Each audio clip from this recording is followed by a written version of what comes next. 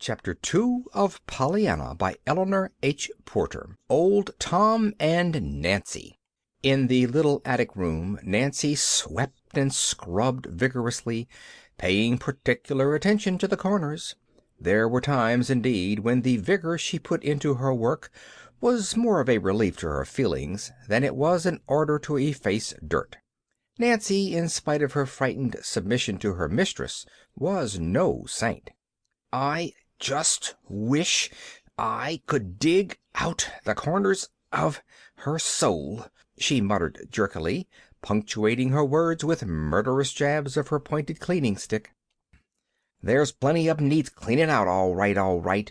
The idea of sticking that blessed child way off up here in this hot little room, with no fire in the winter, too, and all this big house to pick from and choose from. Unnecessary children, indeed! Humph!" snapped Nancy, wringing her rag so hard her fingers ached from the strain. "I guess it ain't children what is most unnecessary just now." For some time she worked in silence. Then, her task finished, she looked about the bare little room in plain disgust. "Well, it's done my part, anyhow," she sighed. "There ain't no dirt here, and there's mighty little else. Poor little soul! Purty place this is, to put a homesick, lonesome child into," she finished, going out and closing the door with a bang. "Oh!" she ejaculated, biting her lip. Then, doggedly, "Well, I don't care. I hope she did hear the bang. I do, I do." In the garden that afternoon Nancy found a few minutes in which to interview old Tom, who had pulled the weeds and shoveled the paths about the place for uncounted years.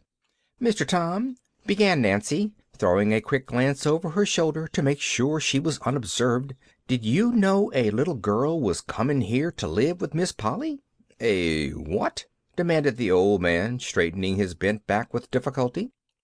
"A little girl to live with Miss Polly." "Go on with your joking," scoffed unbelieving Tom. "Why don't you tell me the sun is a-goin' to set in the east tomorrow?"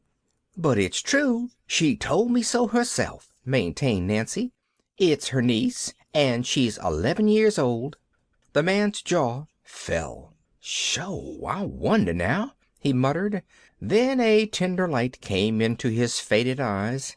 "It ain't, but it must be, Miss Jenny's little gal. There wasn't none of the rest of 'em married. Why, Nancy, it must be Miss Jenny's little gal. Glory be to praise, to think of my old eyes a seeing this." "Who is Miss Jenny?" "She was an angel straight out of heaven," breathed the man fervently. "But the old master and missus knew her as their oldest daughter. She was 20 when she married and went away from here long years ago.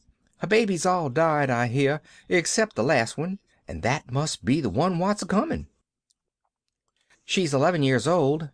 "Yes, she might be," nodded the old man. "And she's going to sleep in the attic. More shame to her," scolded Nancy, with another glance over her shoulder toward the house behind her. Old Tom frowned. The next moment a curious smile curved his lips. "I'm a-wonderin' what Miss Polly will do with the child in the house," he said. "Huh! Well, I'm a-wonderin' what a child will do with Miss Polly in the house," snapped Nancy. The old man laughed. "I'm afraid you ain't fond of Miss Polly," he grinned.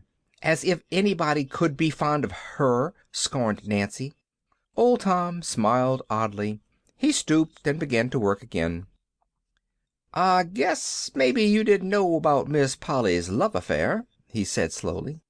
"Love affair? Her? No. And I guess nobody else didn't neither." "Oh, yes, they did," nodded the old man. "And the feller's livin' today, right in this town, too." "Who is he?" "I ain't a-tellin' that. It ain't fit that I should." The old man drew himself erect. In his dim blue eyes, as he faced the house, there was the loyal servant's honest pride in the family he had served and loved for long years. "But it don't seem possible. Her and a lover?" still maintained Nancy. Old Tom shook his head. "You didn't know Miss Polly as I did," he argued. "She used to be real handsome, and she would be now if she'd let herself be." "Handsome? Miss Polly? Yes, if she'd just let that tight hair of hern all loose and careless like, as it used to be, and wear the sort of bonnets with posies in 'em, and the kind of dresses all lace and white things, you'd see she'd be handsome. Miss Polly ain't old, Nancy." "Ain't she, though? Well, then, she's got an awful good imitation of it, she has," sniffed Nancy. "Yes, I know. It begun then, at the time of the trouble with her lover," nodded old Tom. "And it seems as if she's been feeding on wormwood and thistles ever since. She's that bitter and prickly to deal with." "I should say she was," declared Nancy indignantly. "There's no pleasing her nohow, no matter how you try. I wouldn't stay if 'twasn't for the wages, and the folks at home what's needin' 'em. But some day I shall just bile over, and when I do, of course, it'll be good bye Nancy for me, it will, it will." Old Tom shook his head. "I know, I felt it. It's natural, but 'tain't best, child, 'tain't best. Take my word for it, 'tain't best." And again he bent his old head to the work before him. "Nancy!" called a sharp voice. "Yes, ma'am," stammered Nancy, and hurried toward the house. Chapter 3